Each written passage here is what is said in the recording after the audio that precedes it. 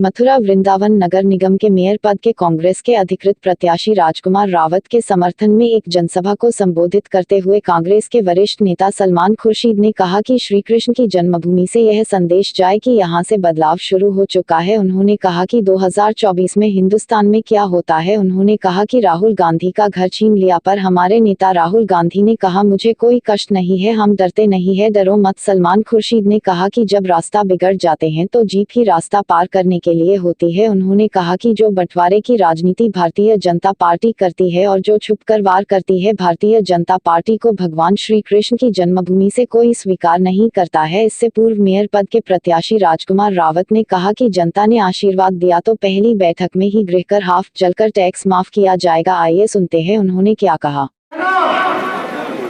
आने वाली 4 तारीख के दिन जीप वाले बटन को दबा देना मेरे मित्रों, डंका की चोट दे देना चाहता हूँ।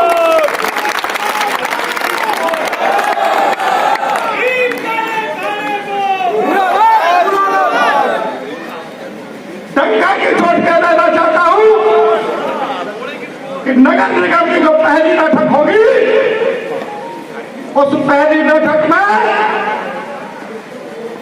हम टैक्स हाफ और जलकर टैक्स माफ। ये मेरा डंका की जो नारा है मित्रों, हम टैक्स हाफ और जलकर टैक्स माफ। और वृंदावन को जकड़ रखा है जिन जंजीरों ने। लोग प्राण कहा करते हैं किसी के घर में अगर कोई मरीज आ जाए, कोई अचानक किसी की तबीयत खराब हो जाए, सकते हो जब भी सड़क कुछ उबड़ खाबड़ होती है तो जीप में ही बैठना पड़ता है। वहाँ बड़ी गाड़ियाँ नहीं चला करती हैं, वहाँ जीप ही चला करती है। और सच्ची बात यह है कि आज भारतवर्ष में हमारे सामने, कांग्रेस पार्टी के सामने जो चुनौती है वो इसी बात की है कि हमारा रास्ता कितना लोगों ने खोद कर बिगाड़ने की कोशिश की है। चलो उन्होंने बिगाड़ने की कोशिश करी, रास्ते को पत्थर डाल के रास्ते को रोकने की कोशिश करी, तो किसी ने कहा अभी तो हम जीप लेकर आ रहे हैं, नहीं मानोगे तो टैंक लेकर भी आ जाएंगे, लेकिन अब जीप लेकर आ गए हैं। और लेकिन जब कोई जीप लेकर आता है तो उसके 4 पहिए तो आपको हमें बनना पड़ेगा ना। तो जीप के 4 पहिए होंगे, तेल आप डालोगे, 4 पहिए लगाओगे, अच्छा इंजन डालोगे, अच्छा इंजन का तेल डालोगे, तब फर्राटे से जीप आगे बढ़ेगी। और फिर आप पीछे पीछे चलोगे और आप कहोगे कि तुम अकेले नहीं हो, तुम्हारे साथ एक पूरा काफिला। बदलाव आ सकता है यहीं से, मथुरा से शुरू होकर। मैं जानता हूं कितने आपके अरमान हैं और कितने आपके सपने हैं और उनको साकार करना है, लेकिन शुरुआत होगी ये शुरुआत होगी जब यहाँ से संदेश जाएगा कि मथुरा के हिंदू और मुसलमान ने एक आवाज में, एक ध्वनि में कह दिया है कि हम एक हैं, और कह दिया है कि हमारे सामने कोई खड़ा हो नहीं पाएगा, हमसे जो टकराएगा वो चूर चूर हो जाएगा। जब ये संदेश जाएगा तो देखिए 2024 में भारतवर्ष में हिंदुस्तान निकला होगा। सच्ची बात यह है कि देखिए, गांधी का घर छीन लिया, आप पर 900 रुपए लगा दिए, राहुल गांधी का घर छीन लिया, राहुल गांधी का वो स्थान वो छीन लिया जहां पर वो आपकी बात कह सकते थे, भारतवर्ष की बात कह सकते थे। लेकिन उन्होंने क्या जवाब में कहा?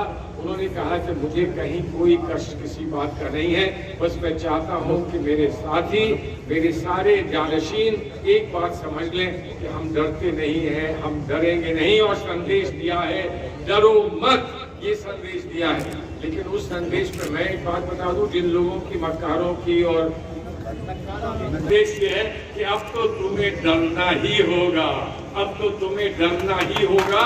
तो अगर उसको बढ़ा दो और 4 तारीख को सही वोट डाल दो तो फिर डरने वाले को मरना ही होगा।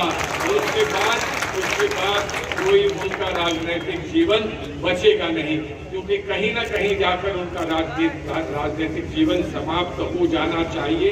अब बहुत कुछ हो चुका है, अब पीड़ पर्वत सी हो चुकी है, अब हमें इसको बर्दाश्त करने में अब हमको बड़ी तकलीफ होगी।